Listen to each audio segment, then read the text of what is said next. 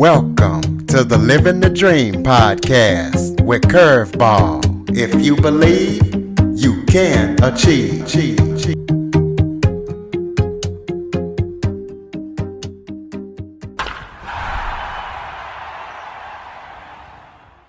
Welcome to the Living the Dream with Curveball podcast, a show where I interview guests that teach, motivate, and inspire.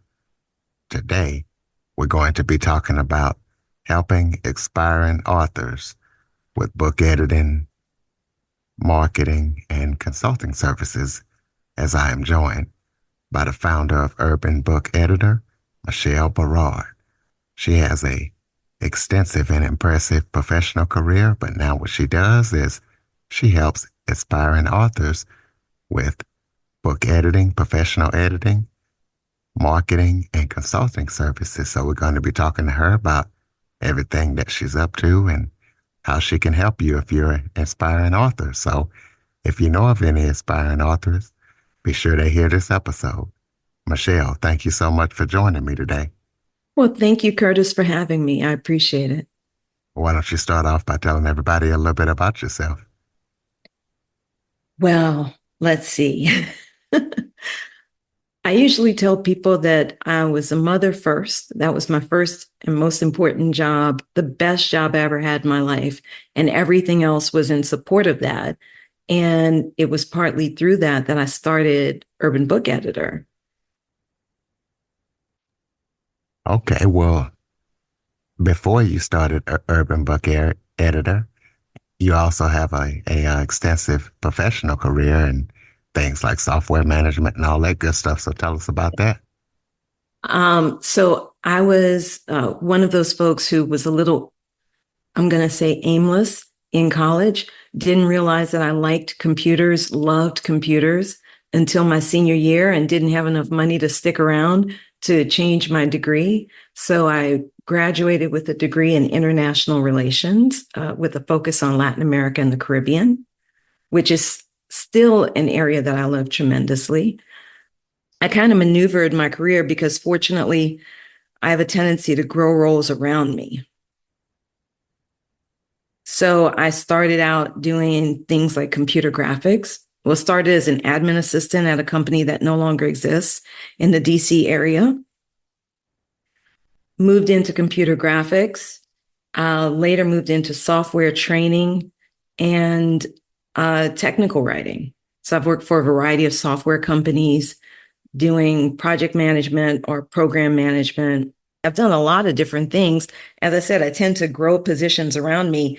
And because I have a wide variety of interests, I love working at small companies in particular because you usually have that opportunity to grow your role because you can see an opportunity, like to learn something new where maybe there's a gap in a system. So one of my gifts is seeing a gap in a system and figuring out how we can streamline that system and make it more efficient. Coming from my computer graphics background, I have gone into companies and been able to create entire training programs, including all of the materials. Back then they were making PDFs and so forth. But now I do that kind of thing on SharePoint, for example, or on a website. So all this wide and varied background has allowed me to do a lot of things, learn a lot of things, and then bring all of that into the business and bring that to bear to help my clients. Well, let's talk about how has the internet democratized publishing? Oh my goodness. The internet has, for all of the negative things that people say about the internet and social media and so forth, what it's really done that's amazing is, in addition to making the world kind of a smaller place by connecting us with people really all across the world and allowing us to learn about other people and other people to learn about us, the other thing it's done is it's really allowed voices that otherwise might not have been able to get their stories out because of the various gatekeepers in the publishing industry to do just that through self-publishing, through blogging, through being able to pitch themselves on other websites and creating their own websites. It's been amazing. The internet has really, I think, been one of the driving forces for the widespread interest in urban literature, for example. It was mostly just us reading urban lit for the longest time. And now it's really something that is it's still a marketing term, urban, but I think that people from wide swaths of communities, not just here in the United States, but in other countries, have an interest in our stories. And I think that's really one of the best things that's happened for us as a people. Now, some would argue, the story should be more uplifting and so forth and so on.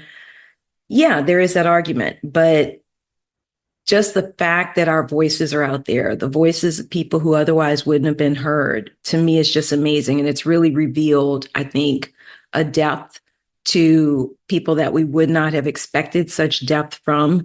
We've been able to see amazing talent, I think, come out of unexpected places and really just help to share more about who we are individually and as the various groups that we are. Okay, well, I know you've also made a lot of media appearances, so tell us about that and also about the live stream that you started called Shelter in Place. Well, I have been fortunate enough to have wonderful people like you invite me onto their podcasts to talk about writing, editing, publishing, self-publishing in particular, and all that goes with that, including the marketing and social media.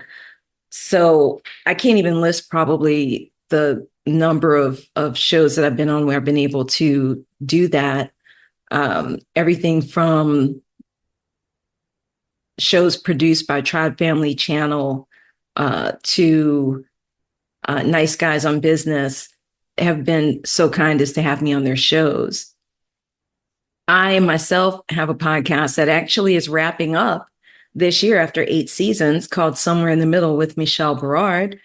And the goal of that show was really to kind of tackle the divisions in my little corner of the world. My goal was in my little corner of the world, how could I help people see that we are more alike than we are different, that we all have challenges, we all have struggles, and we all have triumphs, and we can really learn and inspire, kind of like what you do, right? That we can learn from one another and we can inspire one another. And that all of the division that we see in our society is really, in many ways, manufactured. So that was what that was about. And then, of course, during the height of the pandemic, when it first started, I started a live stream called Shelter in Place, hashtag pandemic 2020.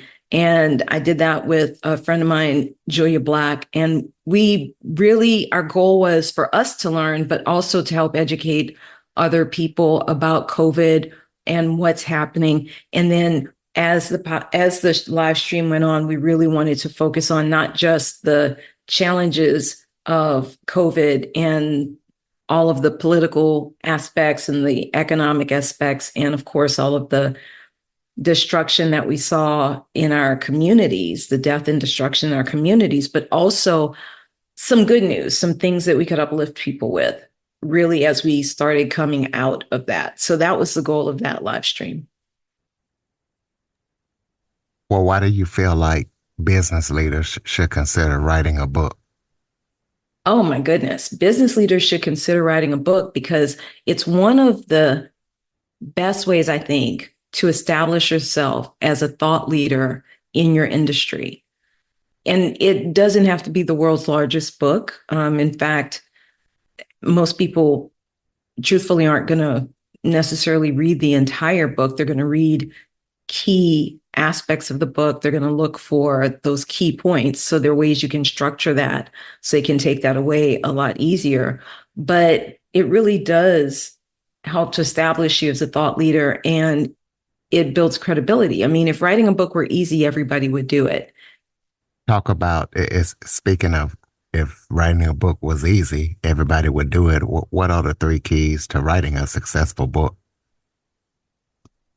The first key to writing a successful book is to sit down and write. And that is probably one of the most challenging parts because, especially for those of us who consider ourselves to be writers in any way, shape, or form, we also tend to be perfectionists. And so we get caught up in the minutia of editing ourselves as we write. And that's counterproductive to the process typically. Very few people can write and edit at the same time.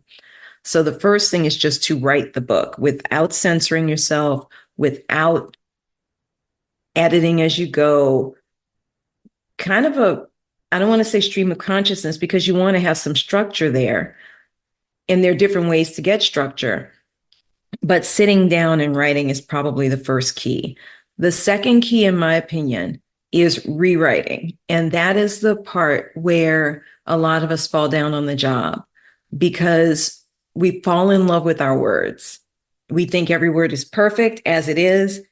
And 99% of the time, probably, there's so much room for improvement from your first draft to what you finally produce. The writers who are most successful in the world do several rewrites of their manuscripts, not just a few lines, literally tearing it apart and rewriting entire scenes, sometimes entire chapters, and for some of them, the entire book.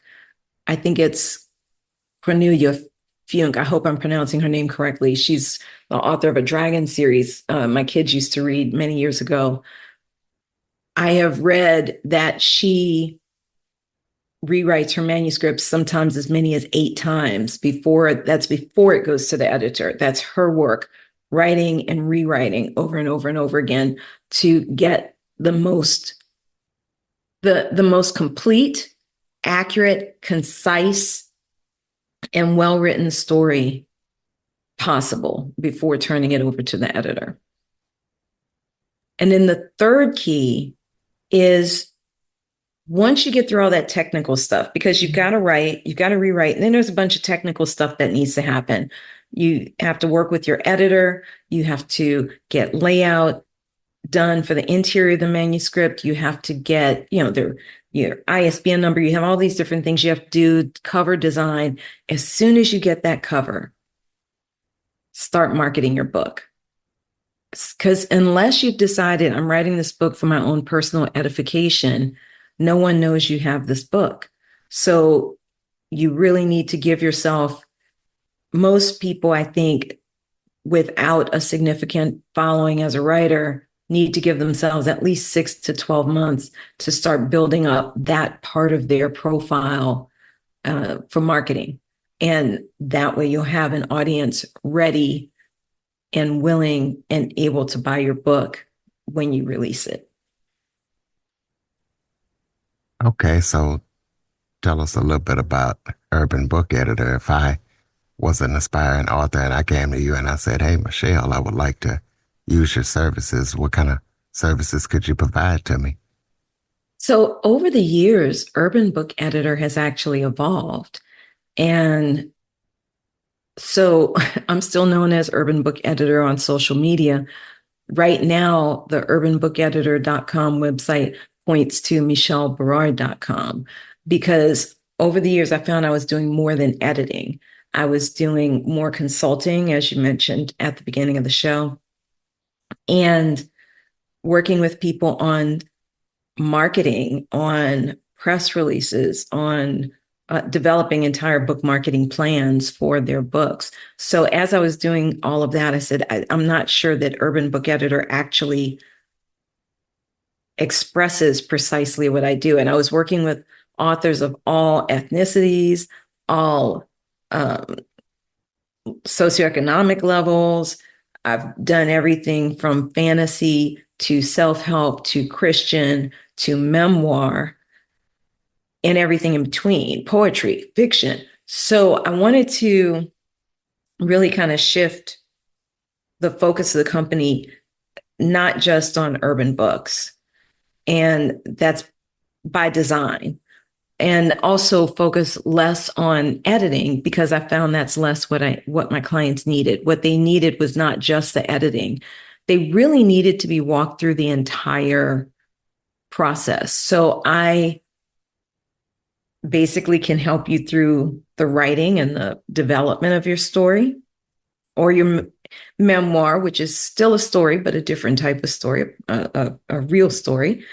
Start with book development, through the editing phase, through layout, cover design, and marketing, so that you have kind of a one-stop shop. And I partner with other companies so that if I'm overloaded, they can help, and vice versa. So we work together.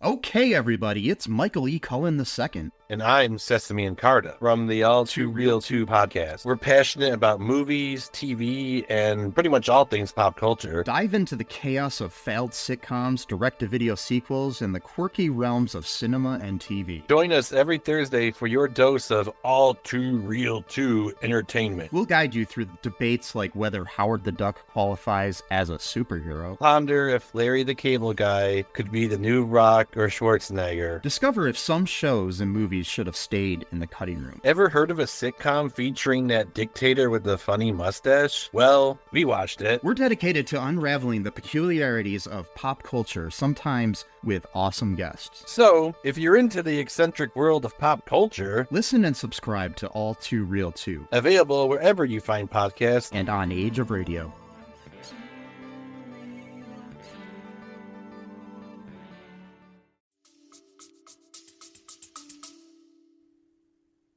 Well, talk about the steps to publishing a book. What are the steps to publishing a book, and how long does it take?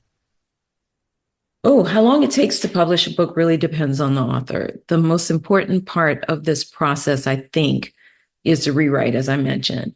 So let's say it takes you 6 months, doesn't have to, but let's say it takes you 6 months or a year to do your first draft. Some people have worked on their first drafts for 10 years. So it just depends on the author from that perspective. But then you've got to go back and rewrite. And like I said, rewriting is the part where most people tend to struggle a little bit, because your first draft is probably not ready to go to an editor. In fact, I've turned people around when they've come to me with a manuscript that just wasn't ready and said, this needs to, a lot more work. And if they weren't wanting to do book development with me, then they would have to go back, work on it, and then come back when it was really ready. How long it takes to do that will depend on the author as well. But it can take, like I said, for some people, it can take years. People are living life while they are writing. Very few people that I know have the wherewithal financially to just write all day, right? They've got jobs, they've got families, they've got other things. So that part can take quite a little while. Once you get to the editing phase, though, that process does not have to take a super long time. The way that I edit with my clients is I view it as more of a partnership. I don't dictate what you have to do with your manuscript. I view it as a kind of a give and take, a discussion. So I'll go through and do the first round of edits and then send it back to you with my suggestions. You have to look it over. You have to accept or reject changes. I use Microsoft Word for that. So you can accept or reject the changes in the document, address any comments that I've made, and then send it back. Some authors turn it around immediately and you have it back in 2 weeks. Others have taken significantly longer. I had one come back to me 2 years later after kind of disappearing off the face of the earth. But again, life happens. Therefore, that can happen. So it does depend on the author, but typically between first round, second round, and then the last, what I would call the tweaking of the manuscript, it can be as short as 6 weeks. Again, depending on the author, depending on that manuscript. Average manuscript for fiction, for example, runs around 75,000 words. So if you can If you're in that range, that's typically what I'll find for people who are very, very responsive about getting back to me. After that, you've got layout, you've got cover design. I believe that cover design should be a parallel effort with editing because you need to go back and forth with the designer a few times to get the cover just right, the way that it should be for your book, and that it represents the story well and is presented beautifully. And once you got that cover, you should start marketing. So some of these things are kind of overlapping processes, right? But then you get to layout, you get to cover design. Again, those are things that can take as few as a couple of weeks and as long as a couple of months, just again, depending on the author that you're working with. And other things are really just technical. Once you've got the final manuscript set up, it's going to depend on how you're publishing. If you're publishing through something like Ingram Spark or Amazon, you upload your files and that's done very quickly. So putting all that together in the shortest possible time frame, assuming that the editor, going from editing to publishing can be as little as 4 months, maybe even less. Again, I've seen it take literally years. So talk about some of the challenges you faced as a Black woman business owner and how you've managed to overcome them. Well, being a business owner is challenging in and of itself. Being a Black woman owning a business, I don't want to imply that it is overwhelmingly challenging. However, I do find that sometimes it's hard to get people to take you seriously the first time around. I feel like it's almost like they don't believe that you know what you know, right? So, and this happens not just in business for Black women, but also in corporate America, where I have had people test me, like test my knowledge, test my skills. I'm like, I've been at this for a minute. I've been working since I was 15 years old. So if I tell you I know something, I'm not making it up. I'm sure there are people who do that, but I've seen that often where it's almost like people don't believe you the first time sometimes. Then, of course, there's the capital issue, right? It's challenging for small businesses to get capital sometimes. It can be particularly challenging for Black-owned businesses and Black women-owned businesses to get funding. In fact, I mean, my business isn't directly in the tech field, but you'll read articles all the time about, particularly in the tech field, when Black women have businesses and they're trying to get funding from these angel investors and so forth, they're not getting them. And in fact, recently, and I can't remember if this company was based out of Chicago, because my daughter and I were talking about this. There was a company that was trying to specifically fund Black women business owners in the tech field, and they were challenged for being racist, I guess, for not focusing their funding on other types of business, even though Black women are so underserved in that area. So even when we try to do something for ourselves, for our own communities, sometimes we get challenged as if we don't have a right to do that. Whereas you see that all the time in other communities. Folks support each other in various ways. So there are a lot of challenges, I think, that Black women business owners, Black business owners have to deal with that I think a lot of other people maybe don't experience. I don't know. I'm not in those communities. But if they experience them, I think they may experience them significantly differently because they do have often have stronger economic bases in their communities that can help prop them up in other ways. So what advice, because I know you were doing everything as a mom, what advice would you give other moms who want to start a business? Wow, that's a challenging one because everybody's bandwidth is a little different, and what your priorities are. But for me, I grew up a latchkey kid. I came home, and then later when my sister was going to elementary school, we came home and there was nobody there. And I was really focused on not having my kids come home to an empty house.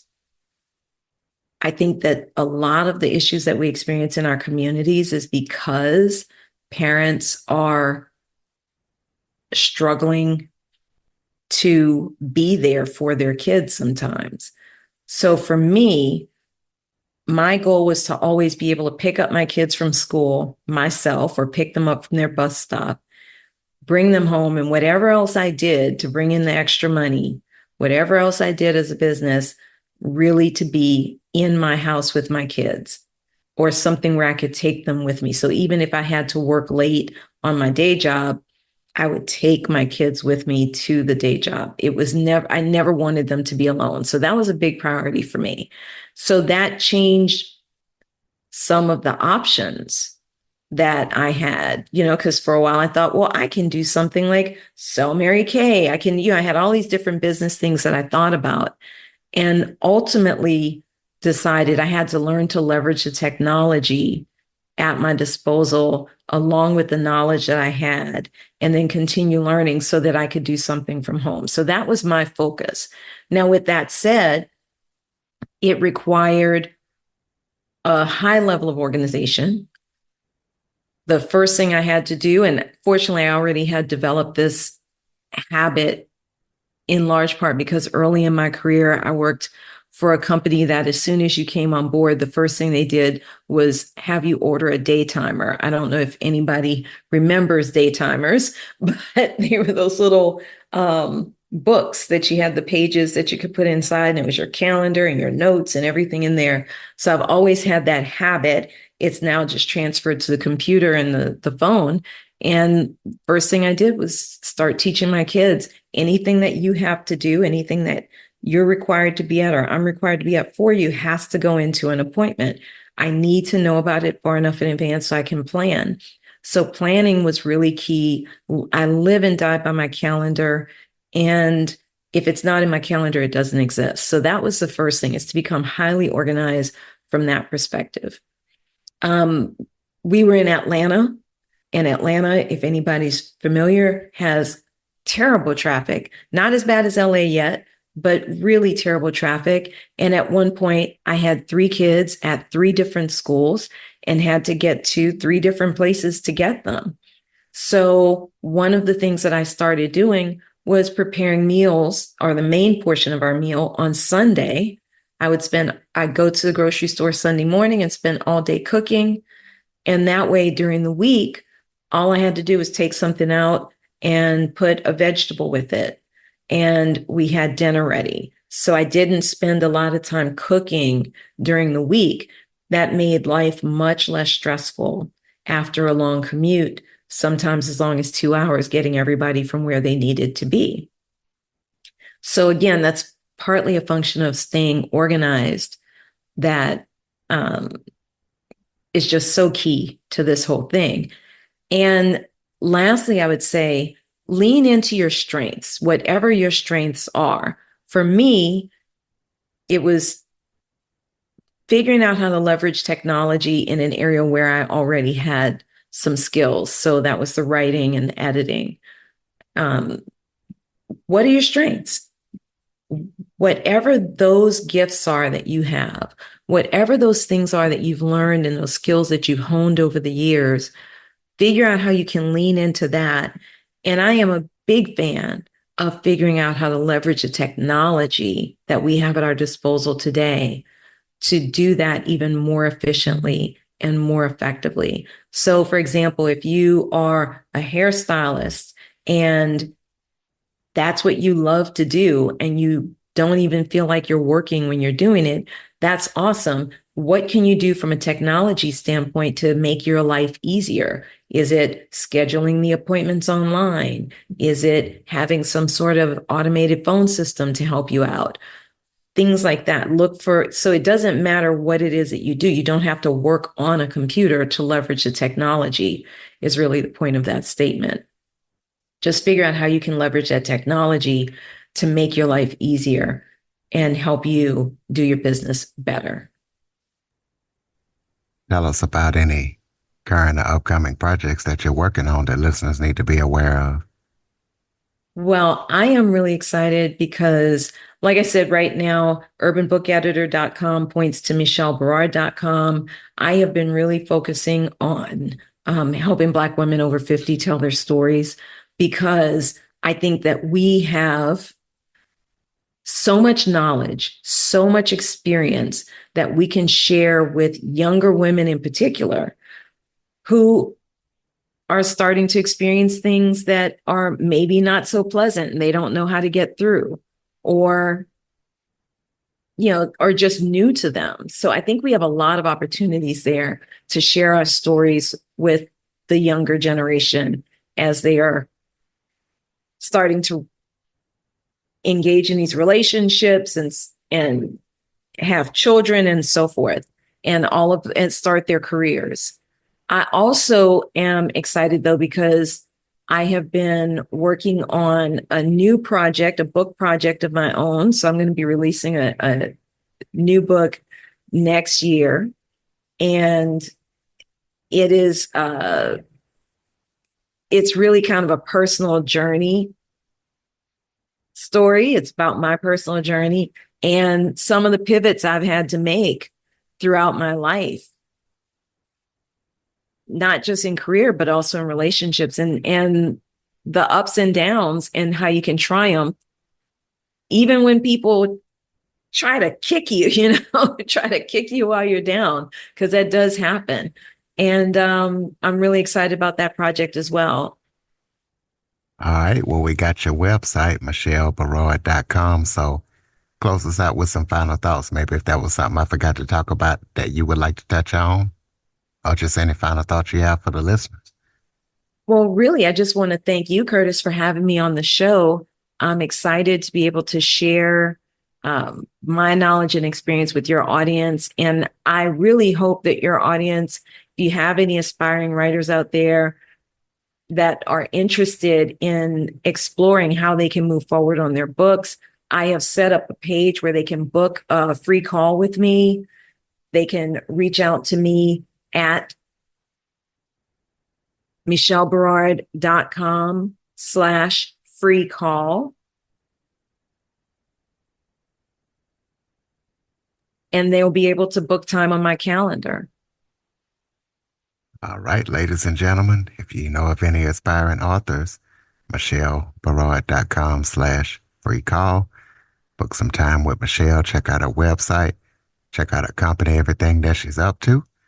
Follow, rate, review, share this episode to as many people as possible. Jump on your favorite podcast app. Give us a follow, review, check us out. If you have any guest or suggestion topics, Curtis Jackson 1978 at att.net is the place to send them. As always, thank you for listening and supporting the show. And Michelle, thank you for joining us and sharing your expertise. Thank you for having me. For more information on the Living the Dream podcast, visit www.djcurveball.com. Until next time, stay focused on living the dream.